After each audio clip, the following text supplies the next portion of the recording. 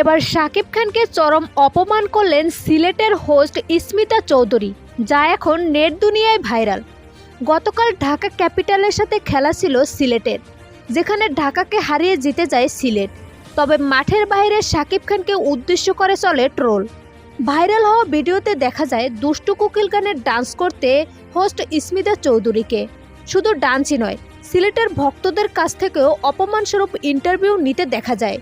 এছাড়াও খেলা শেষে ড্রেসিং রুমেও দুষ্টু কোকিল গানটিকে ব্যঙ্গ করে ডান্স করতে দেখা যায়। অন্যদিকে নিজের ফেসবুক পেজে লিখেন, বরবাদ হয়ে গেল। সবখানেই যেন শাকিব খানকে উদ্দেশ্য করে খিল্লি করছেন তারা। যদিও সপ্তম অবস্থানের জন্য লড়ছে ঢাকা ও সিলেট। এর আগে ঢাকার মতো সিলেটও একটা ম্যাচও জিততে পারেনি। সো ভিউয়ার্স, তাদের এমন কর্মকাণ্ড আপনি কিভাবে দেখেন জানিয়ে দিন কমেন্ট করে।